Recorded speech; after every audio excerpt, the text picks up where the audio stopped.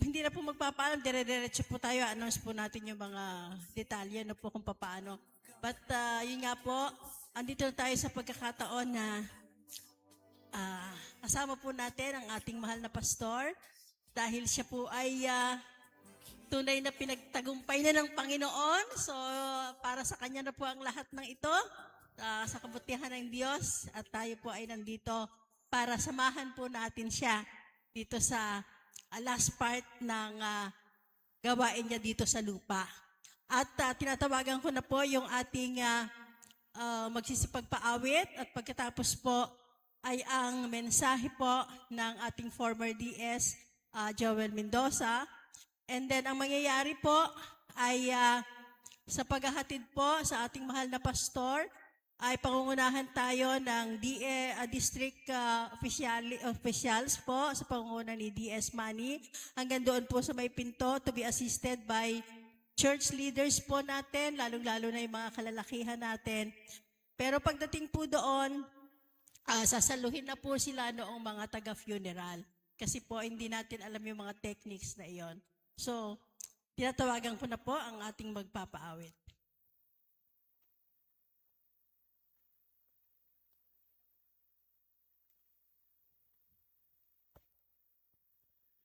Magandang hapon po sa ating lahat. Salamat po ulit for showing up, for showing love and celebrating the life of our pastor. Inaanyayahan ko na po ang lahat na tumayo at papurihan po ang ating Panginoon para sa makalangit na mga awitin. Hallelujah, hallelujah. Lord, salamat po Panginoon. Binuksan mo po ang langit sa araw na to para po yung araw ay sumikat. Although we want it in a different circumstance, but we accept it, Panginoon. Dahil we are gonna lay our pastor to rest, not under gloomy skies, but with the sun shining on his face. Hallelujah. Salamat po, Panginoon, for your faithfulness. We know you are still faithful, you're still good, and you are still in control. Hallelujah. Hallelujah. Hallelujah.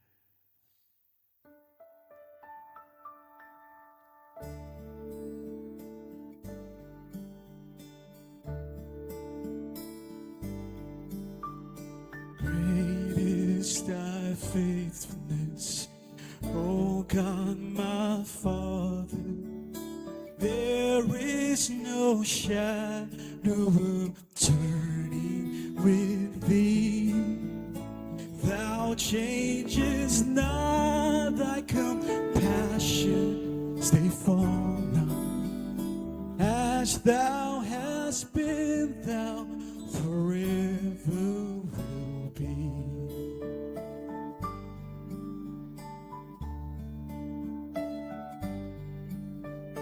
Great is thy faithfulness, great is thy faithfulness. Morning by morning, new mercies I see. All I have needed, thy hand hath provided. Great is thy faithfulness, Lord, unto me. Oh, no. Pardoned for sin, a peace that endureth. Thine only presence to cheer into God. Strength for today and bright hope for tomorrow. Blessings all mine with 10,000 beside.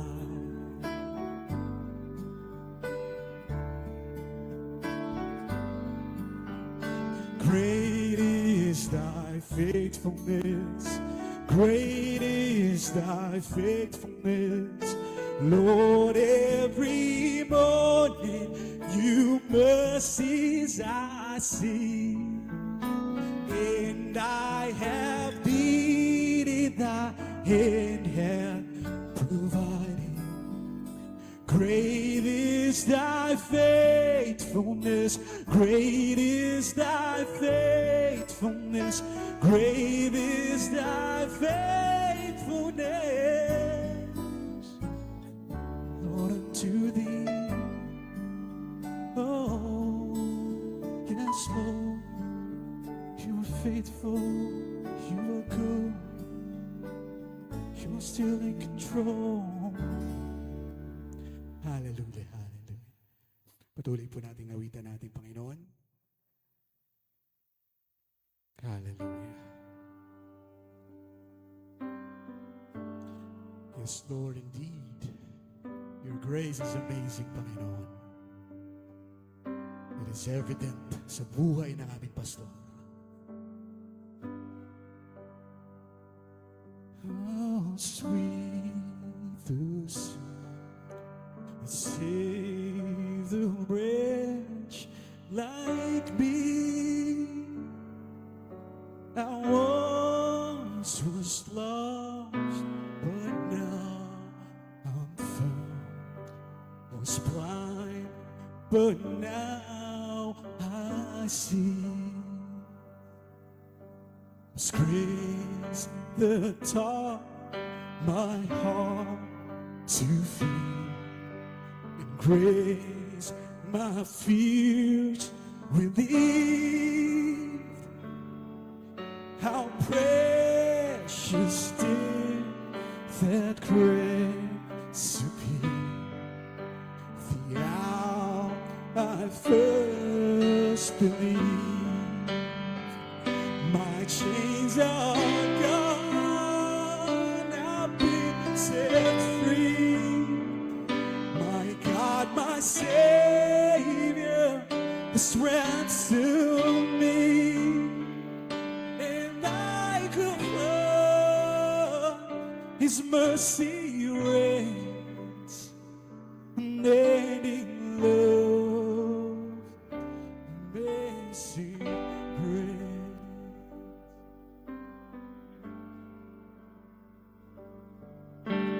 The Lord has promised good to me.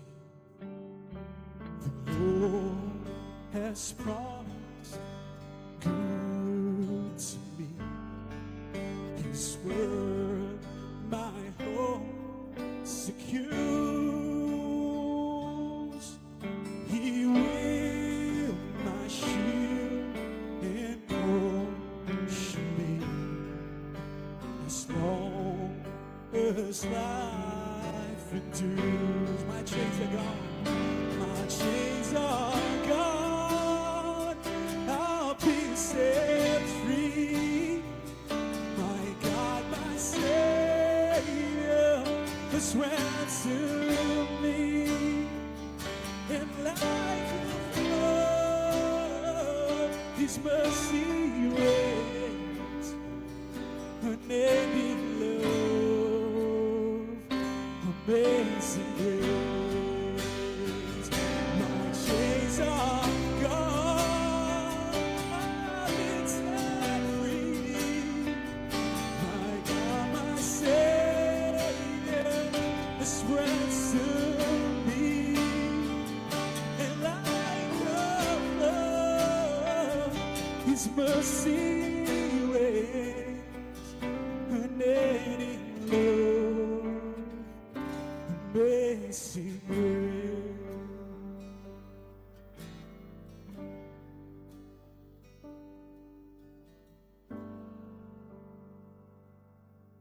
So soft like snow, the sun forbade to shine,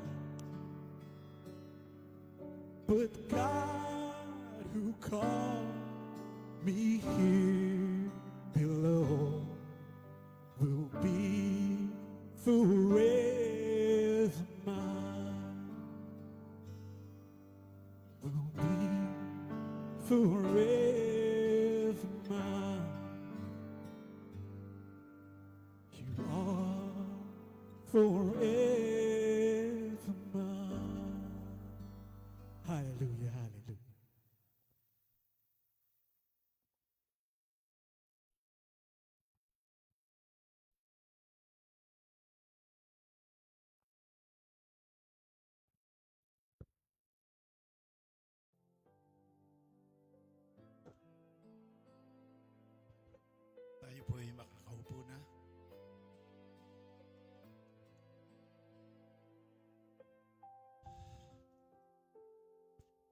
may kirot magpaalam sa isang kapatid, sa isang matalik na kaibigan, sa isang boss. Sa Bible School, siya po ang aking boss. Nung ako ang DS sa distrito, ako ang kanyang boss. Minsan po, sabi niya sa akin, Pastor, magturo ka ng Christian family. Sabi ko, Pastor, teritoryo niyan ni Pastor Nilo. Dalawa na ang subject na hinahawakan ni Pastor Nilo. In that case, sabi ko, hindi ko pa itinuturo ang subject na yan, ituturo ko. Siya ang aking boss. Nanginginig po ang aking laman. Sabi ko nga, may kirot magpaalam sa isang kaibigan, matalik na kaibigan, kapatid. Anak, minsan po, sabi sa akin ni Pastor Dolan, Pastor, wala na akong ama. Ikaw ang ama ko.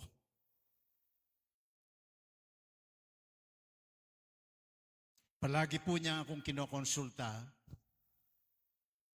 Mga maliliit na bagay. Kumisan, kino-confirm lang ang isang bagay. Doon niya nasabi sa akin po yun. Ganun po ang relasyon namin ni Pastor Dolan.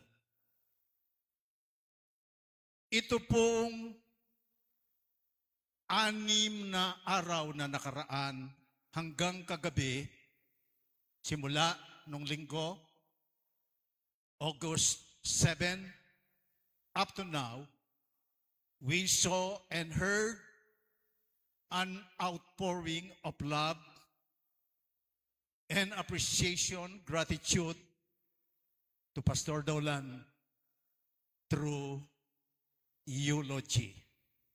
Araw-araw, may bagong pinasasalamatan si Pastor Dolan na hindi alam ng marami. Nagtipon po tayo ngayong oras na ito for the last necrological service to pay our respect and love to our friend, our brother, our comrade in the ministry, and to his family, his wife, Sister Judy. Kapag nakikita ko po si Joab, Pastor Ian, sabi ko, huwag niyong pababayaan ang nanay niyo. Ingatan ninyo ang nanay niyo. Ang kanyang mga anak, si Joan, si Ian, Pastor Ian, si Joab, kanyang mga manugang, si Julius, at si Angel. Ang kanyang mga apo, si Ethan, si Yana, si Gianna, at ang pinakabunso, si Jaden Timothy. In my homily this afternoon, I have no particular topic. So what we have is a halo-halo, a potpourri. Topics about that. We start off with the sage, Solomon, King Solomon.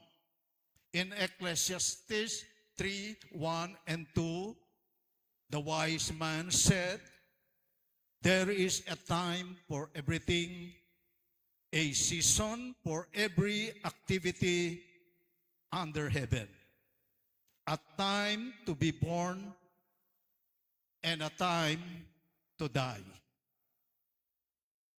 Pagkatapos pong mahulog ng tao sa kasalanan, in God's wisdom and grace, ginawa po niya ang kamatayan ay naging normal ng ating normal na bahagi ng ating earthly existence. Death is much a part of our earthly existence as birth. Kaya kapag may namamatay na mahal sa ating buhay, hindi po tayo nabibigla. Hindi tayo naninisi. Wala tayong hinanakit ng loob. Hindi tayo nagtatampo sa Diyos. Because death is as much a normal part of our daily existence on earth as birth. Kaya nga po nagbibiro ako madalas, alin ba ang mas masaya? Ang isinisilang o namamatay?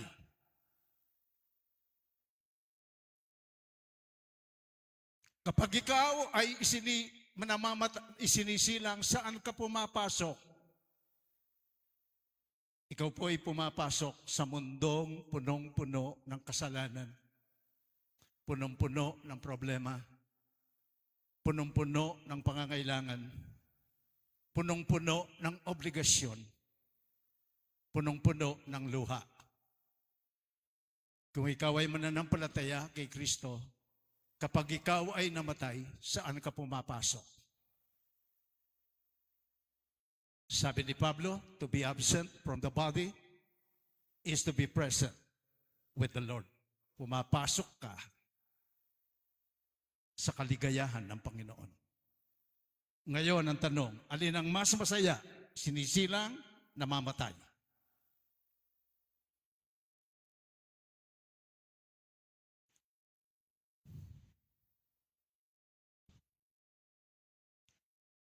Hindi lamang po ito bahagi, normal na bahagi. Sabi sa atin ng Biblia, ang kamatayan ay isa pong appointment. Dumating na ang appointment. Eksakto ni Pastor Dolan. At siya po ay tumugon at nandoon na po. Huwag po kayong magmadali, darating ang ating appointment. Pila-pila lang, huwag po kayong magsiksikan. Mga Pilipino, kapag may nagsisiksikan huwag po kayong magsiksikan. Darating ang ating panahon. Mayroon daw pong isang sementeryo. Ewan ko kung ito ay totoo, na nakalagay daw po doon sa bungad ng sementeryo ang ganito, ako ngayon, ikaw naman bukas. Kaya kung may sakit po kayo sa puso, huwag niyong titingnan yung nakasulat na yon. Appointment. Ang kamatayan ng Kristiyano ay hindi by chance. Hindi aksidente lang.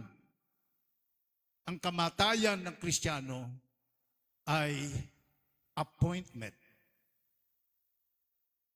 Tiyak, nakaplano sa plano ng Diyos at blessed.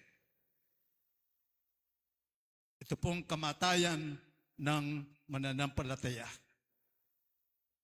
Noong pong July 25, 2006, sabi po ng Diyos, your appointment is up.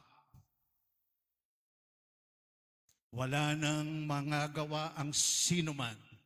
Diyos lamang ang makapagpapabago ng date na yon, na appointment ng kamatayan ng ating kaibigan, ng ating kapatid, ng ating comrade sa ministry.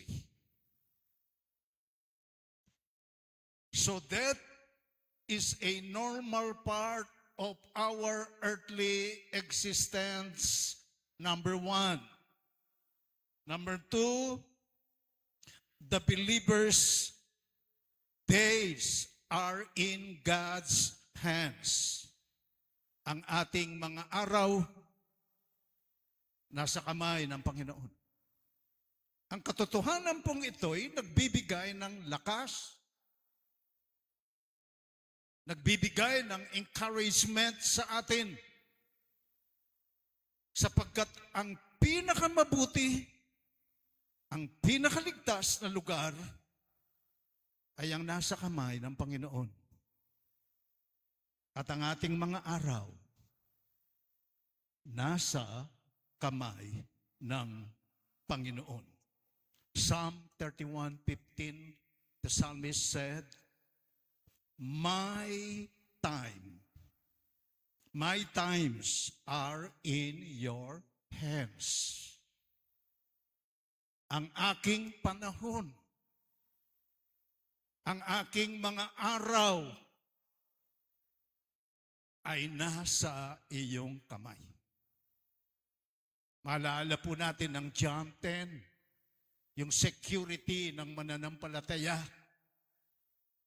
Sinabi niya na tayong kanyang mga tupa ay nasa kamay ng kanyang ama. And then inulit niya, sinabi niya, tayong kanyang mga tupa ay nasa kamay niya. Bawa tayo po ito. Nasa kamay tayo ng Ama at nasa kamay tayo ng kanyang anak. We are doubly protected.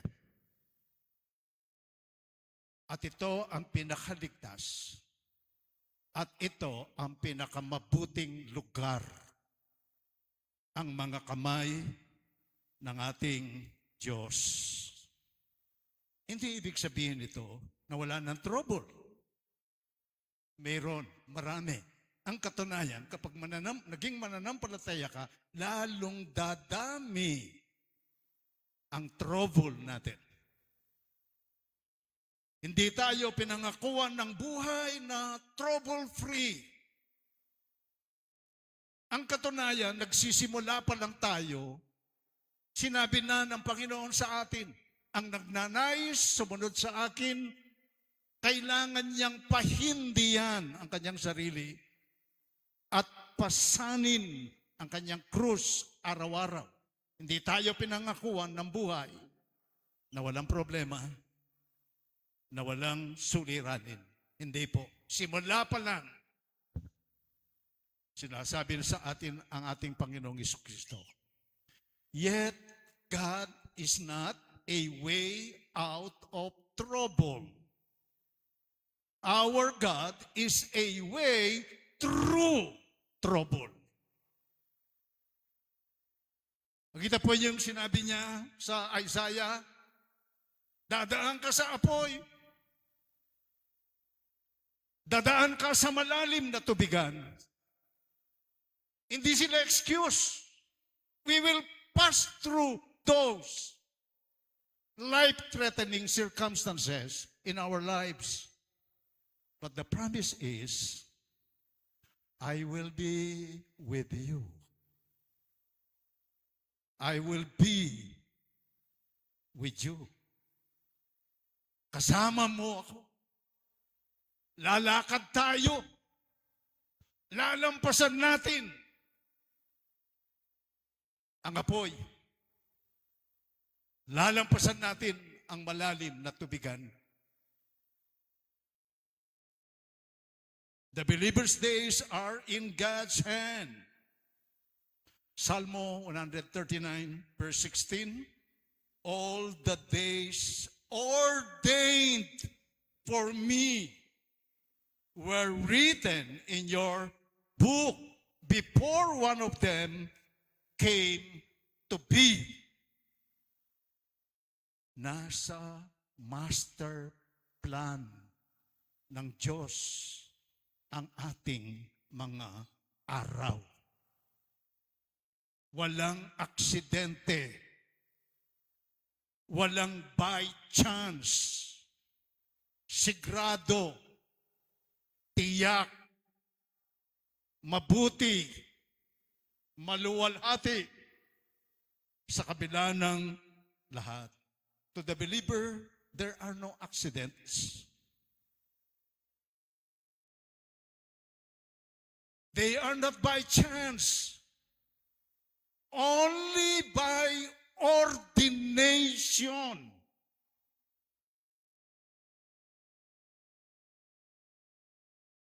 All the days ordained for me. Tinakda na po ng Diyos ang mga araw na yon, ang ating buhay dito sa mundo.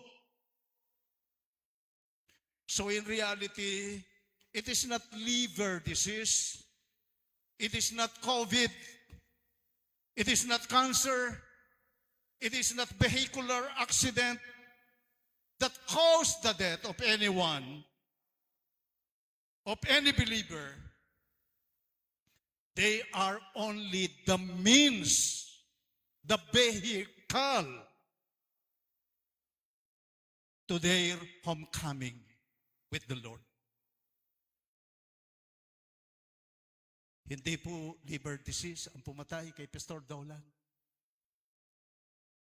Sabi ng Diyos, naka-ordain na, uwi ka na.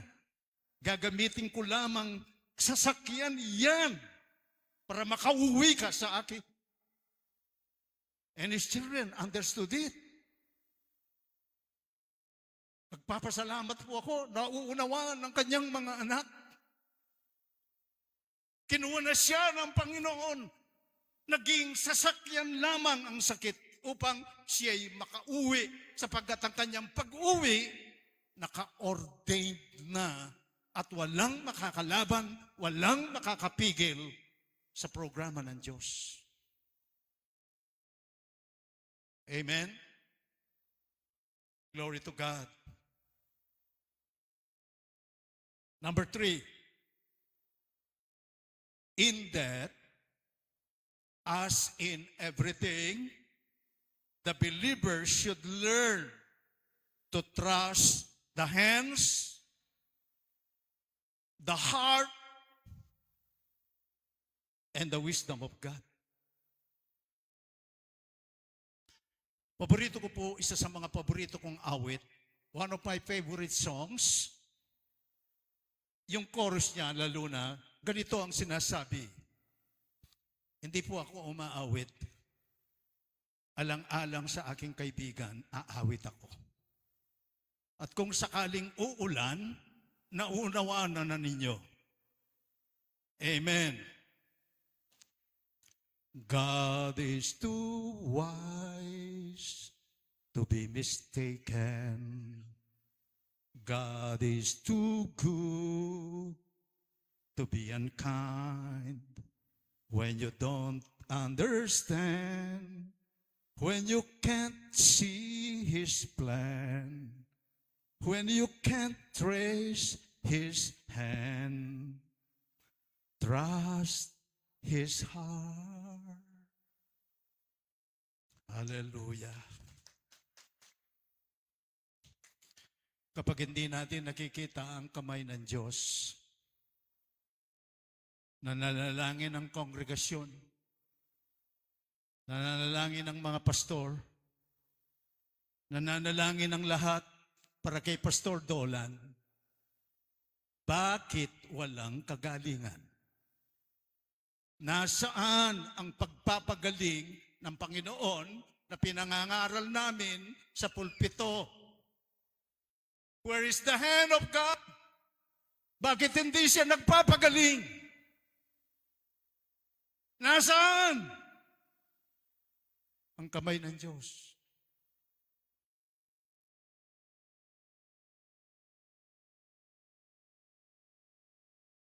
Kung hindi mo natetrace, nababakas ang kamay ng Diyos, hindi siya kumikilos, pagtiwalaan mo, sabi ng awit, ang kanyang puso,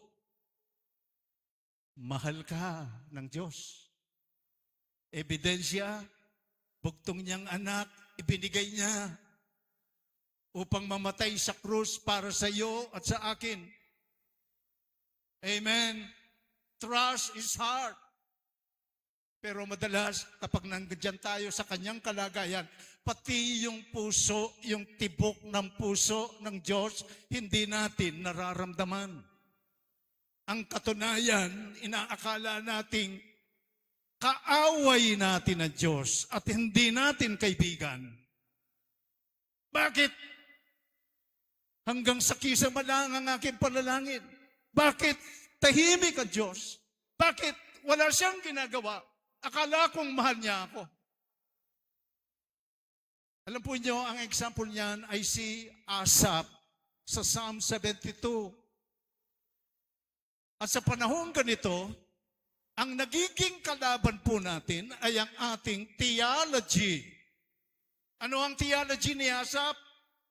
The Lord is good to Israel, ang kanyang bayan. God's people. The Lord is good to the righteous. Pero ang sabi ni Asaph, nagpakatuwid ako. Malinis ang mga kamay ko. Subalit, bakit yung mga masasama umuunlad? Ako nangangailangan. Hindi niya maramdaman ang puso ng Diyos. Akala natin madalas, madama natin ang puso niya. Na mahal tayo, pinagmamalasakitan tayo, pero ang pakiramdam natin, napakalayo ng Diyos. Tahimik ang Diyos. Walang ginagawa ang Diyos. Kung sakaling hindi natin nakikita ang kanyang kamay, hindi natin nararamdaman ang kanyang puso, isa ang gagawin natin. Trust His wisdom. Alam ng Diyos ang kanyang ginagawa. Ang Diyos ay hindi nagkakamali. Hallelujah! Hindi nagkakamali ang Diyos. Alam niya ang kanyang ginagawa. At ang sabi ng Bible, ano man ang papayagan ng Diyos sa buhay natin, para sa ating ikabubuti. Maaring hindi natin nauunawaan. In all things, God works for the good of those who love Him and are called according to His purpose. Mali po yung all things work together for good. Hindi po yung all things ang gumagawa. Ang gumagawa, ang Diyos, ginagamit niya ang all things, maging kamatayan. At ang end result, para sa ating ikabubuti. Tayo natawag sa Kanya at tayo na nagmamahal sa Kanya. Trust His wisdom. Ang aking Diyos ay hindi nagkakamali. Ang aking Diyos, alam niya ang kanyang ginagawa. Amen!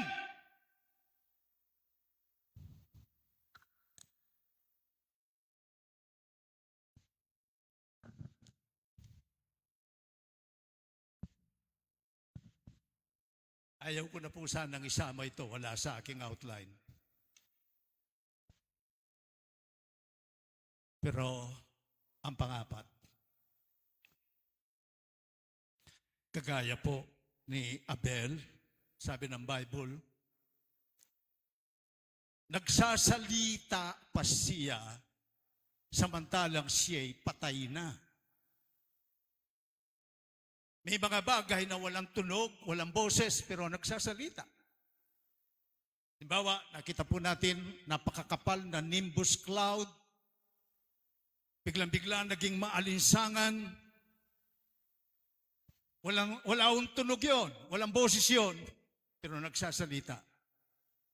Kung meron kang damit na nakasampay, isilong mo na. Kung ikaw ay farmer, meron kang palay na nakabilad, sikapin mo na. Maya-maya, uulan na. Yun ang sinasabi. No? Wala siyang tinig, wala siyang boses. Nadaanan mo ang iyong halamang paborito sa paso, lanta ang kanyang dahon. Walang tunog, walang boses ang halamang yan. Pero sinasabi niya, diligan mo ako. Water me. Yun ang sinasabi niya. Hindi na nagsasalita si Pastor Jolan, pero may sinasabi pa siya. Amen. May sinasabi pa siya. Kung mayroong nandito na hindi pa lumapit sa Panginoon at hindi pa isinuko ang buhay at kasalanan sa Panginoon at hindi pa siya gumawa ng desisyon na magpasakop sa Panginoon bilang kanyang sariling Panginoon at tagapagligtas, sinasabi sa atin ni Pastor Dolan na po, huwag mong bayaang sunduin ka ng kamatayan na walang Kristo sa buhay mo. Yun ang sinasabi ni Pastor Dolan. Sapagkat yun ang kanyang ginawa. Doon siya nagsimula. Ang kanyang buhay na bago, ang kanyang ministeryong pinagpala, ang lahat ng kung sino siya, nagsimula doon. Meron siyang Kristo. Sinuko niya ang lahat sa kanyang Kristo at sumunod siya sa kanyang Kristo. Si Pastor Dolan is a family man. Mahal niya ang kanyang pamilya. Nakikita ko po yan up close. Kasama ko sa eskwelahan. Kasama ko si Pastor Dolan. Mahal niya ang kanyang asawa. Rinerespeto po niya ang kanyang asawa. He deals with her, with his wife, with respect. At minementor niya si Sister Judy. Yung gifting ni Sister Judy, ginagamit niya sa church, sa eskwelahan, binibigyan siya ng pagkakataong mangyari yun. Ang trato niya sa kanyang asawa, exemplary. Nakita ko po yun. Rinerespeto niya ang kanyang asawa. Binibigyan niya ng dignidad ang kanyang asawa. At ang ganda kay Pastor Dolan, naipasa niya ang pananampalataya sa kanyang mga anak. Amen. Ang pinakamalungkot na talata sa Biblia, and there arose a new generation which knew not God. The same verse cannot be said of Pastor Dolan. Naipasa niya, naipamana niya ang pananampalataya. Mga asawang lalaki, mahalin ninyo ang inyong asawa. Huwag malilikot ang mga mata ninyo. Iyan lang yan. Amen? Opo, mahalin ninyo ang inyong asawa. Ang babaeng nararamdaman niyang siya'y mahal, siya'y appreciated, siya'y mahalaga, ang babaeng yan ay maganda. Kaya kung pangit ang asawa nyo, kasalanan nyo mga lalaki. Kasalanan nyo. Maganda ang babaeng nagra-radiate, ang babaeng alam niyang siya'y pinahalaga, siya'y minamahal. Importante siya, iginagalang siya. Ang sinasabi sa atin ni Pastor Dolan, mahalin ninyo ang inyong mga asawa. Mahalin ninyo, ipasa ninyo ang pananampalataya sa inyong mga anak. Amen. At alam na natin, yung pong mga eulogy dito, wow! Ang paglilingkod ni Pastor Dolan. Tahimik. Ang sabi ko nga, ang terminong ginagamit ko, ang kanya ay silent impact. Ang impact, pumuputok Sa kanya, silent. Yung dapat niyang trabahuing maliliit, yung common, ginagawa niyang may puso, may consistency, may pagmamahal sa Diyos, ginagawa ni Pastor Dolan. Hindi siya, wala kang maririnig na salitang naninira sa kanyang kapwa, pastor, o kanino man. Napaka-gentle, napaka-silent, napakatapat, maaasahan. Ganyan po ang mga lingkod na tinitingnan ng Panginoon. Tingnan ninyo ang kanyang impact. Maging politiko, dumating dito. Gobernador, dumating dito. Mayor, dumating dito. Can you beat that? Dahil nga po, totoo, humble, faithful, consistent, hindi hinahanap ang anumang papuri. It is all for the Lord, for the glory of God. I salute you, my brother, my friend, my boss, my son. Alam ko, hindi pababayaan ng Panginoon ang mga anak mo, ang pamilya mo. Sa Diyos ang papuri. Magandang hapon po sa ating lahat.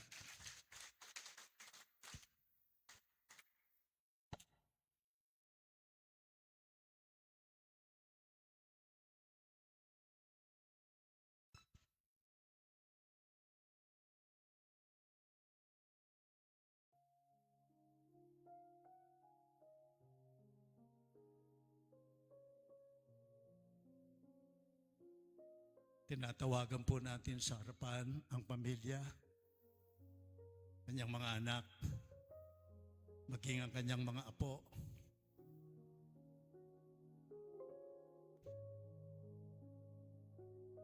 Manugang. Mayroon po bang kapatid dito sa laman, si Pastor Dolan? Inaanyayahan po namin kayo. Dito po, pagpe-pray po namin kayo.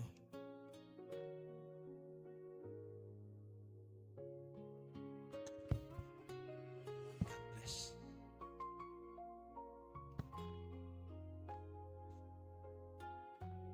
Wala na po. Dito po kayo sa harapan. Dito po.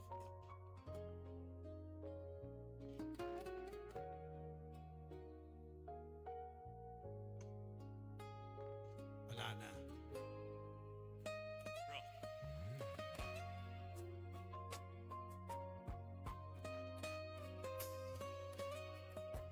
Tumayo po tayong lahat.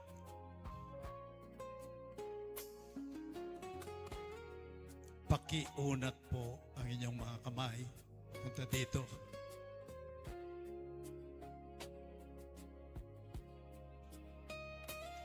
Manalangin po tayo.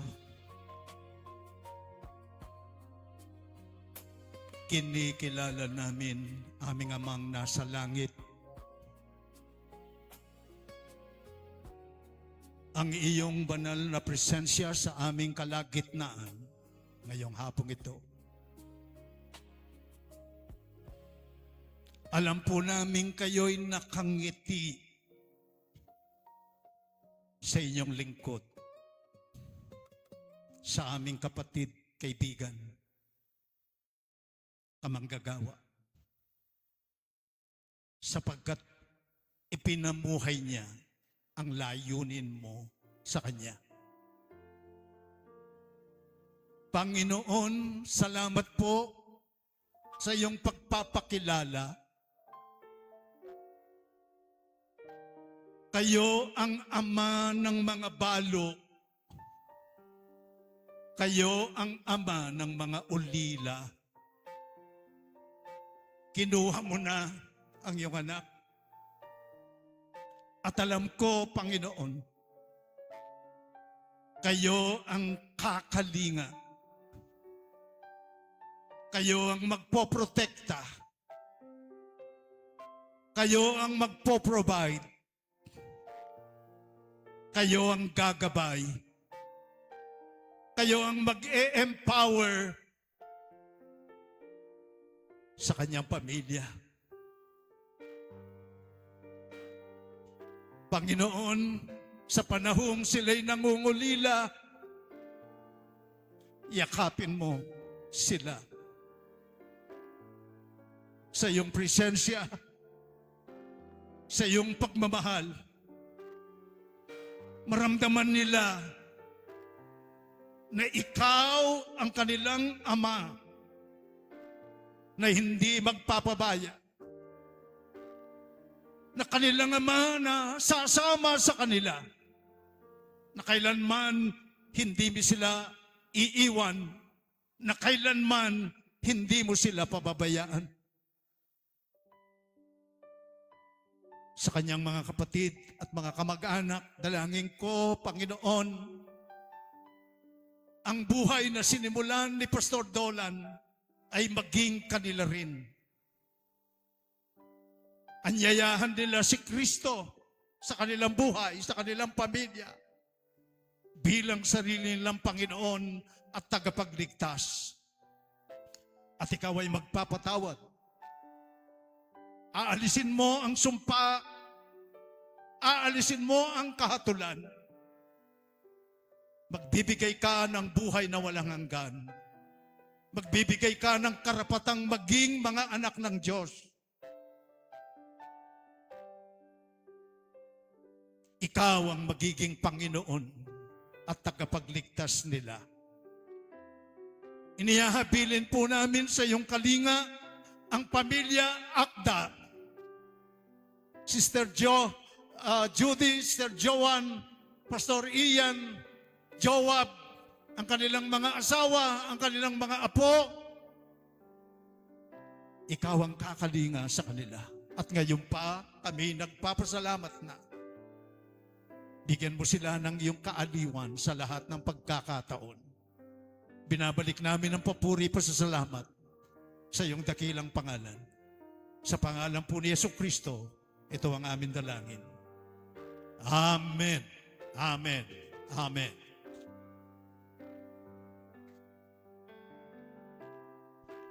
Okay. May we request everyone to please remain seated po.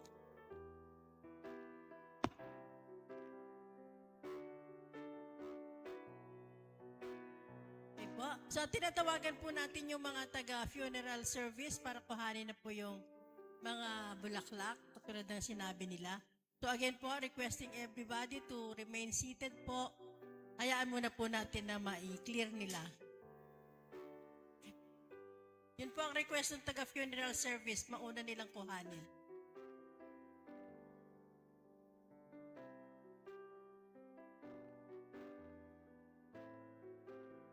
Okay, yung family po, makiakyat po para sa group picture nila, family picture, bago tanggalin nyo ang mga flowers.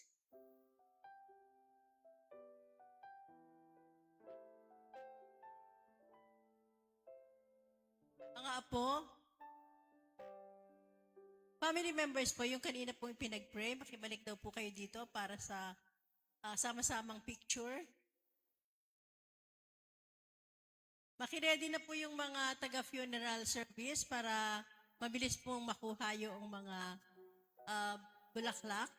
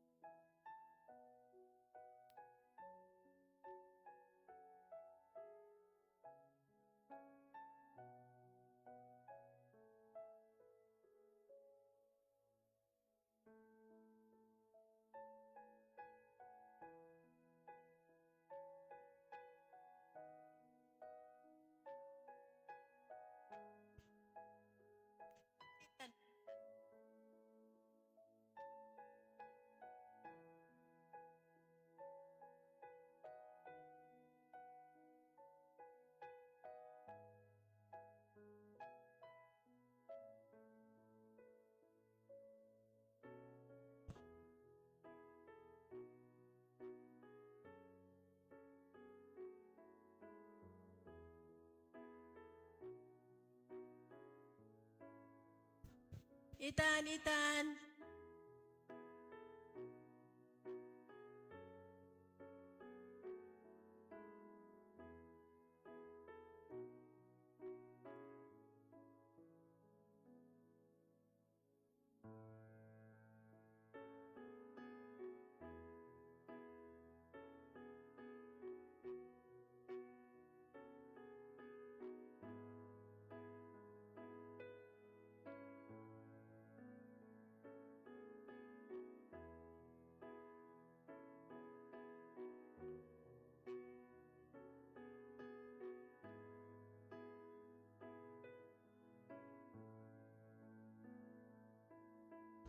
Yung po mga kapatid po ni Pastor.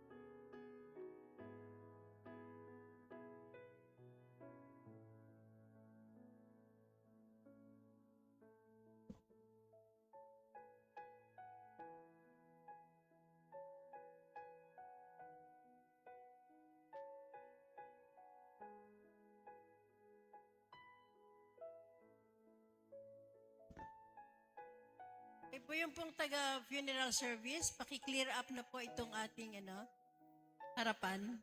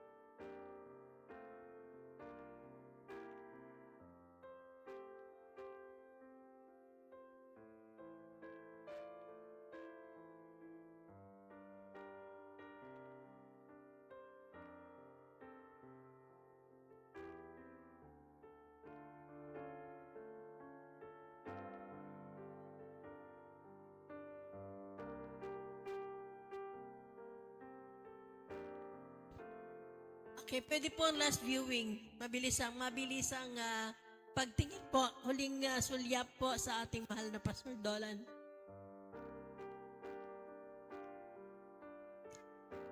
Mabilisang huling sulyap po sa ating mahal na Pastor Dolan.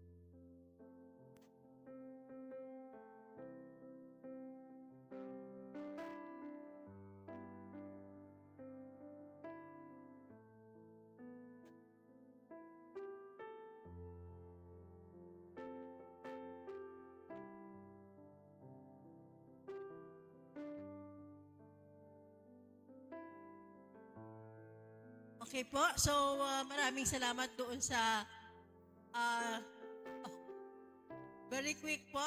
And then, magre-ready na po yung sila DS Money para po isara na nila yung coffin. In part of honoring our pastor, Reverend Dolan Akda, tinatawagan ko po ang mga opisyal ng district para po sa pagsasara ng kanyang coffin. Honoring him with our Philippine flag or Christian flag.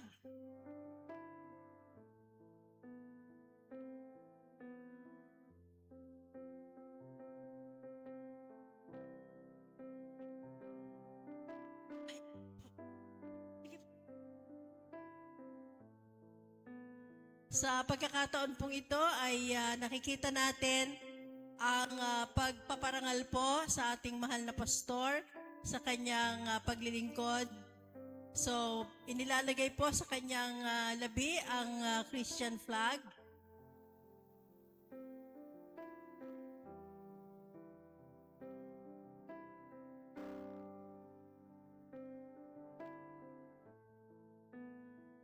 Tagumpay po ang ating mahal na pastor sa kanyang paglilingkod sa ating Panginoon. Tagumpay na tagumpay po. Hanggang sa kanyang huling hininga, ang misyon ng ating pastor ay na-accomplish. Paglilingkod niya po sa ating Panginoon.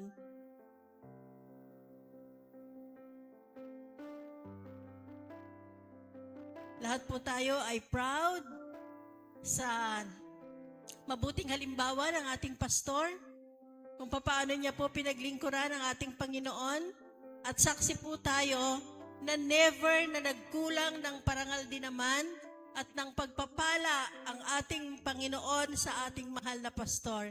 Tayo pong lahat ay saksi na wala pong kulang. Lahat po ay best ang ibinigay ng Panginoon sa ating pastor, dahilan po sa kanyang ginawang paglilingkod. Wala pong kalugi-lugi ang ating pastor sa kanyang paglilingkod sa Panginoon sapagkat in-honor, sobra-sobra din pong honor at pagpapakita ng katapatan, kadakilaan ng ating Panginoon sa ating mahal na pastor. Ang lahat po ng ating kabigatan ay pinapalitan ng Diyos ng kagaanan ng loob sapagkat nariyan po ang pagpaparangal din naman